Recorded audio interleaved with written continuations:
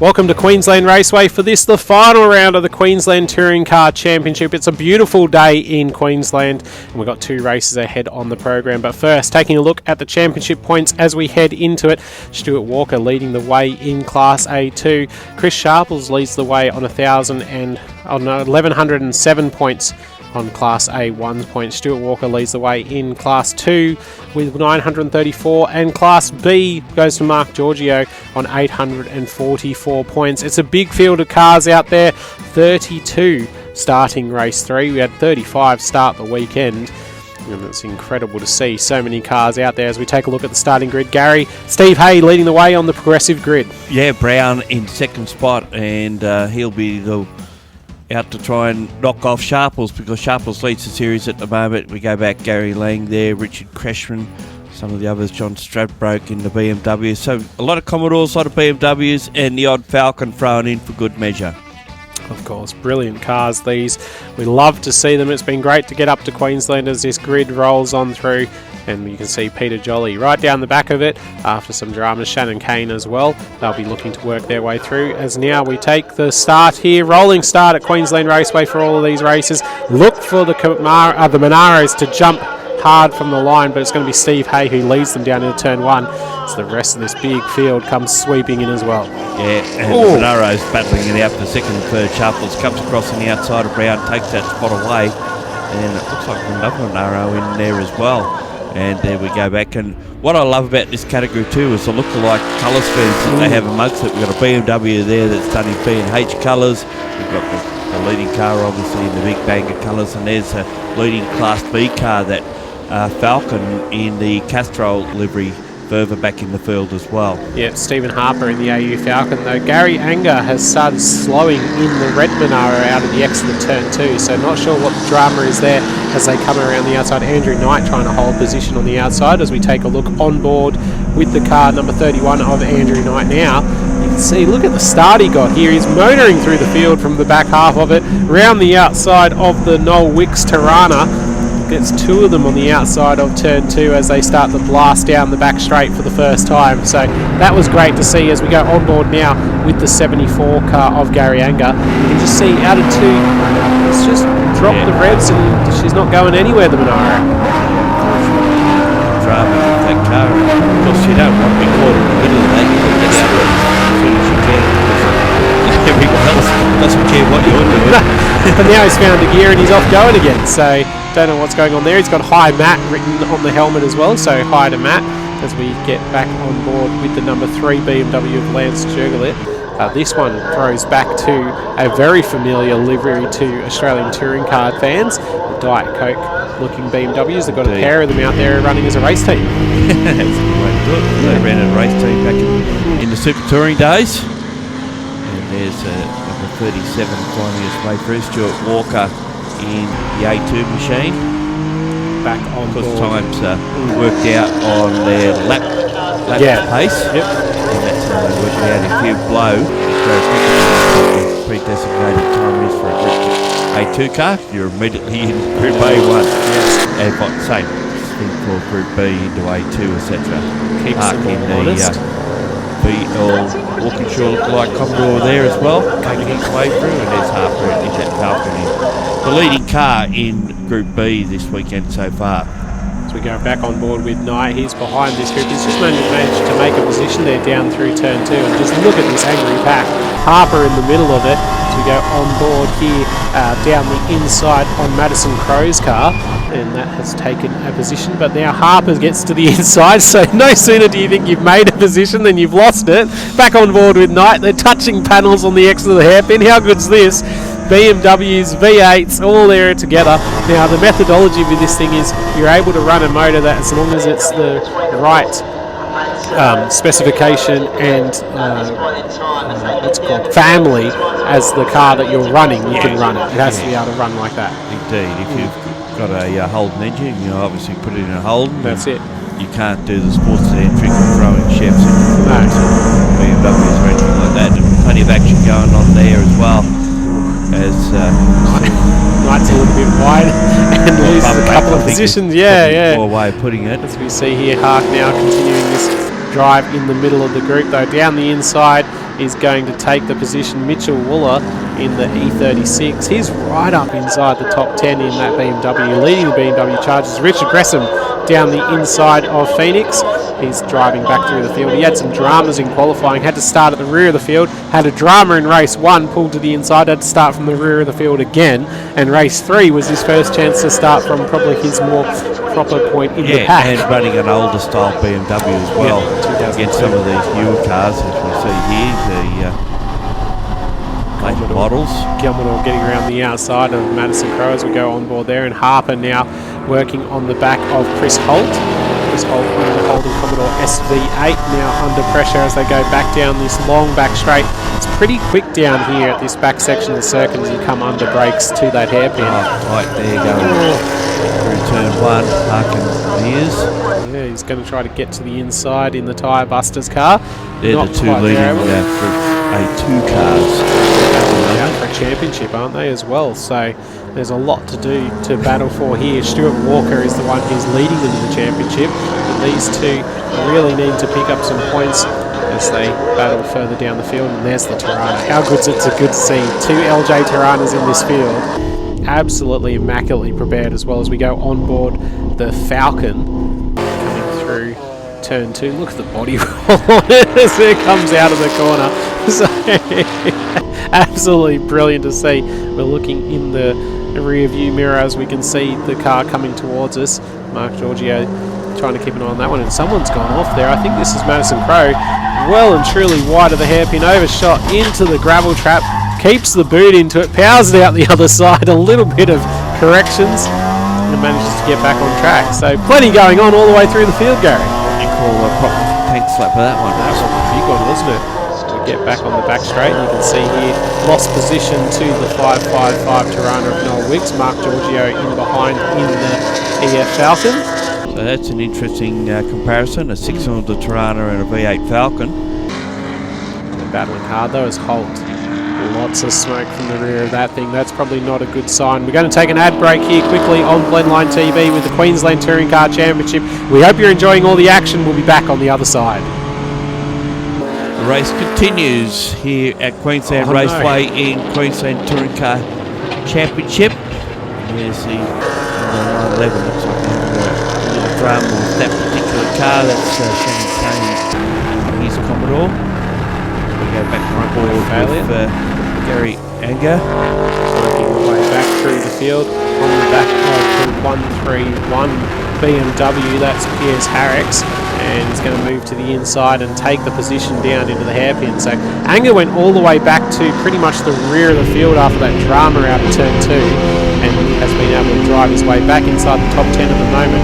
We're looking on board now with Gary Lang in the number 39 BMW E46, and he has got right behind him the 16 of John Phoenix. And that looks like an ex-Greenfield Mowers looking livery, not the actual car, but obviously, it was a fairly famous car.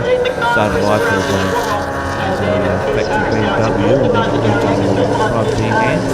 We look at Anger continuing his way through the field. Massive thanks to Racer Industries as well for their support of the Queensland Touring Car Championship, as well as Brisbane Collision Repair.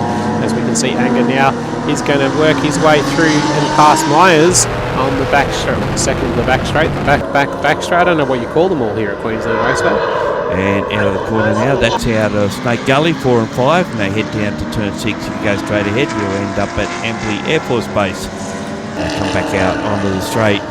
This is the end of the straight, very fast turn 1, and then it's like a double dip before you get to turn 2. Head out onto the back straight. Here we go to the longest part of the track, I guess, and if you're over on the pit side of the track, you get a great view of the speed differences between the cars all the way from turns 2 to 3. Nick Linton there holding off Paul Bonascoro in the XE Falcon. LJ Tirana versus XE Falcon. Back up towards the front of the pack though, we're on board with Lance Jurgelit, and he's trying to chase down Rob Droder at the back half of the top 10. Steve Hay, who is leading the way in the VK Commodore, the big banner look-alike, is going to be able to bring it home for a comfortable victory here in the end, putting in some respectable lap times as well, but he has not been able to be touched by Chris Sharples throughout this race, who is sitting in second place in the Monaro. But it's going to be Steve Hay who brings it home for the opening race victory here with the Queensland Touring Car Championship, proudly brought to you by Racer Industries. As we take a look at the top 10 results. Yeah, there they are. Sharples, Dean McMahon up the third, Brown back to fourth spot there, and then Wooler, Anger from the back up to P6. Hark, Mears, Walker and Droda round out your top 10. We'll be back after the break with more action from the Queensland Touring Car Championship. Race 4 now for the Queensland Touring Car Championship here, brought to you by Racer Industries and Brisbane Collision Centre. Huge thanks to Queensland Raceway as well for putting on a great race meeting. Steve Hay leading the way, and you can see the rest of the field in behind. 11th through 17th is pretty much the BMW Cup here this weekend. Lance Jurgelet leading Liam Kemp, Piers Harrick, Gary Lange as well. And we go further down through this massive field. 30 cars out there at the moment to take in this final race of the weekend. And it's going to be a hot one as well. Chris Holt managing to get back out there in the 51. Should be being able to charge on through the field as we now race begins, Gary. Plenty to play for. And like all Queensland Raceway meetings, we have rolling starts here, and Hay takes the lead again. Sharples in second. And we look back at more action going on down the field. We were saying earlier about the BMW Cup. If this event was at Lakeside, it would be a whole different mix and match, because BMW is such good cars at that different type of circuit to what we see here. Long straights here tend to suit the V8s a bit more than 600 cars. Gary Lange getting down the inside of the field and there down the back straight. And you can see here as we go to the outside, Knight trying to work his way around the outside, and he's going to pick up position. Nick Linton dropping back in the LJ Tirana. Where do you look though? Yet again, there's cars going everywhere. They're all passing each other in the early stages. This is your opportunity to make up position. And going very, very wide is the 39 of Gary Lang, who just made up position and now gets forced out of those spots. Yeah, and lots of BMWs around him, and I think there was a Datsun going past him at that point. Oh, look at that. They're 3 wide into the final corner. Who knows what's going to pop out the other side here. It's a bit of shake and just see what happens as they all come onto the main straight. John Phoenix, we were just on board in the BMW. It looked like Greenfield's car as the 2 Diet Coke looking BMWs come around through turn 1 and 2. This is great. If you love super touring, these are the cars to have a look at. Yeah, very similar paint schemes to what they ran back in the Diet Coke cars. Remember, they had 3 of them at Lakeside one year racing against the Audis. There's Harper in the Falcon, the leading Group B car, hanging on to a spot there as we see more action going on all around him as well, because he's mixing it with some of the slower Group A2 cars at the same time. 100%. Madison Crowe looks to the inside of Phoenix. They're going to run side by side through the final corner yet again. Harper sitting just in front of them. Working their way back through as well as Shannon Kane after we saw that tyre drama onto the back straight, so made up a few positions from the rear of the field. And now we've got Bonascono in the XE Falcon. It's a very Larry looking car, that one, with the yellow wheels and the yellow paint, isn't it? Big lock up from the 31 there, as that's Andrew Knight, of course, in the drama, but manages the whole spot just ahead of another retro paint scheme. Mitchell Wooler in the Benson New Hedges lookalike car as they come down the back straight. Stephen Hay now coming under pressure from the 18 of Dean McMahon. And McMahon actually putting the pressure on this time. Yeah. Hay had no peers in the first race, and this time it is a lot tighter between these two. And it's interesting that a lot of Monaros have found their way into this category as well. Absolutely brilliant to see, isn't it, as they push their way around the final complex. Now, McMahon will be trying to put all the pressure he can on Hay here to take a race victory away. Hay has won 3 from 3. If he hadn't have missed some rounds and had some mechanical dramas earlier on in the season, you'd have to say that Hay would be on for the championship here. But at the moment, it's the man sitting in 3rd place, Christopher Sharples, who just needs to bring it home and be able to pick up the championship points. He can't drop too far down the field, but as long as he stays up in that top half, he should be right to take home the A1 championship this weekend. I dare say what's to stay up the front and probably beat Hay at every chance he can get. This is Stuart Walker just in front, who is going to be leading home our A2 championship if he can stay where he is. He's got a bit of a battle on his hands though with Rob Droda. He's trying to get the position and take away a few of those points. Rob is a long way down in the A2 championship, but he's able to take points away, and that's what he'll be looking to do. I love those BMWs in there. Don't they look cool? We never that's the factory cars that ran in the VTCC, ran that as well. You'll notice that one has the red on the bonnet, the one has the blue, and of course it's just so retro from a previous era. And then you can see it jumps back here to the Greenfields car as well, which even carries Greenfield sponsorship on the side of it.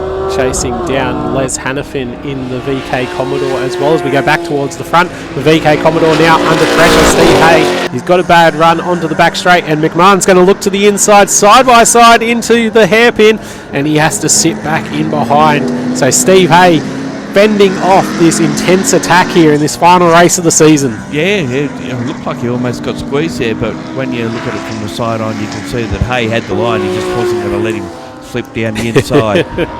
You don't give it up if you don't have to. Nick Linton here coming through in the Tirana. He's going to be passed by the number 9 car of Jared O'Flynn. The VZ Commodore getting past LJ Tirana. Contemporary versus some of our favourite machinery from back in the era. And we go onto the back straight. Piers Harricks in the blue BMW chasing this man, Leonard Myers, in the 111 car. And look at that, under brakes. Far out. He is the last of the late breakers. Yeah, that's... Harricks has been able to get through there, and he's got the position, and Gary Anger's going to follow him through as well. Leonard Myers loses 2 positions out of that deal, not what he would have wanted. Well, Harricks is very experienced in this type of car. He raced this series for a while and then gave it away and came back at Lakeside last year, if he serves me right. They put him in Group B, I think, and then he probably got shuffled up into Group A. Anyway, we're going to take a break and we're going to be back in a moment. Welcome back to Blendline TV with the Queensland Touring Car Championship, proudly brought to you by Racers Industries and Brisbane Collision Centre. They call themselves the best kept secret in Australian motorsport. Hopefully not a secret any longer. Brilliant racing here this weekend for the final round. If you want to check out their 2020 season, make sure to get on Facebook and check out the QTCC, and you'll find all the details there as they announce their calendar. No doubt plenty of races at Lakeside and Queensland Raceway yet again. Well, let's hope they get back to Lakeside. At the moment, that doesn't seem to be quite on the cards. I know they have a meeting coming up very shortly there, but let's hope that they can get more. Oh no! Nick Linton, well and truly off. We go on board with Knight, and you can see, I think, just outbraked himself trying to battle around the outside of Jared O'Flynn there as well. So yeah. Maybe there might have been a bit of oil or something there. Something's happened as Madison Crowe to the inside here of John Swalbrook. And how's that for a slide out of 2? No doubt trying to get the power down. Yeah, managed to hold on to it as we see a continuing battle going on between Swalbrook and Crowe. Pair of M3s there battling hard. Believe it or not, they're battling for 18 for 90. I was going to say, it's all on though, isn't it? Everyone's trying to give their best here as we come around yet again on board with the Ford Falcon of Mark Giorgio that just had Steve Hay go past. And now we can see Piers Harricks is under pressure from Matthew Hart, and Matthew goes around the outside between 1 and 2. Pretty good drive from the Commodore. Yeah, you're always going to have in a circuit like this where you've got those long straight power circuits. Just really suits the V8s rather than the 6-cylinder, 4-cylinder cars that may be up against them. The gold-coloured BMW. It looks like an ex-Peter Boylan car, actually. He's going from his GT production car days. Yep, right there with Gary Lang. And just behind him, chasing him down, is number 3 of Lance Jurgelet, which is in that Diet Coke liveried car. As this battle continues for A2 at the moment, Stuart Walker continues to lead the way, and that'll pick him up the championship points he needs to be able to bring home the victory. Battling with Matthew Hack for A2 honours this weekend, but Steve Hay is going to lead them home for victory here. 4 from 4 for the weekend at Queensland Raceway for the Queensland Touring Car Championship.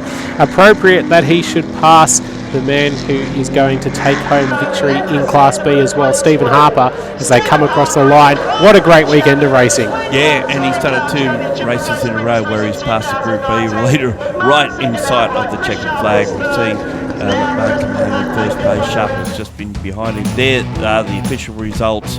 Gary Unger in 4th, Leo Mears in 5th, Matt Hack. Here's Harricks, we've seen a fair bit of in that race. Mitchell Waller, Stuart Walker, and Rod Gruber again into 10th position. We caught up with Steve Hay after the race to get his thoughts on a great round victory. The weekend started off pretty well. Friday practice was good. We went through different sort of situations with the suspension setups and finally got it where we wanted it. So we had a pretty good car for qualifying. I got pipped at the last when there was a bit of oil down in turn 2, so finished on second on pole on Saturday morning. So Saturday morning we took off and I got into first and sort of led all the way to the end, and the second race yesterday was the same. I started from pole position and had another win then. So this morning we tuned the car a bit more, put another set of tyres on it, and had 2 round wins today, so very happy. Yeah, it's 1986 VK Big Banger. I bought it as just a stock road sort of car. We built a cage for it. It's an original old ex-police Interceptor, so I reckon that's pretty cool. It's running a V8 supercar diff. It's got a 6-speed full sequential Hollinger gearbox in it. It's a 6.2 litre engine. It's making around about 498 horsepower at the wheels, so we're pretty happy with that. It's got V8 supercar brakes. I just like pedaling the old banger around. It's great. Oh look, I've always been a fan of the Brock, and this car originally started off in the mobile colours for the Brock car, and then as the guys in the category got faster and faster, we needed to get bigger wheels. So I thought, well, why not go the Big Banger look? So SPAE is Phil Trappett from SPAE. He built the engine and fitted all the gearbox, and basically looks after the car for me from round to round. So I'm pretty happy to have him on board. Good to hear from Steve Hay, your round victor there. Taking a look at the championship points, Chris Sharples led home A1 on 1361, playing 1,099 points from Pierre Harricks. He couldn't quite get there in the end after a strong drive. A2 went the way of Stuart Walker on 1,181. Matthew Haig behind him on 1,166. A very small gap of 15 points between those two. Stephen Harper took home Class B from Mark Giorgio. 1,136 plays 1,062. Down in the pit lane, ecstatic scenes for the Sharples team. Chris Sharples managing to bring it home for the championship victory. A third position in the final race, enough to secure the title for him. And you can just see how happy the family team was. We caught up with him after the race to get his thoughts. Oh, heaps. We've been racing for 11 years and it's the first time we've won something, so it's very good. The car felt great. I knew I just had to finish every race. I didn't have to push it as hard as I could. I wanted to go out with a good qualifying time. I got that to be able to be up the front a little bit. It was good to be chasing Steve Hay, Chris Brown, Dean McMahon. So if I could just finish each race, then I knew I was in good contention. Oh, heaps. We've gone through motocross racing, go-karts, Geminis, and to do a full year in this, the biggest year we've done in the 11 years, and to win the title. It's a lot for me, our team, my parents, so it's good.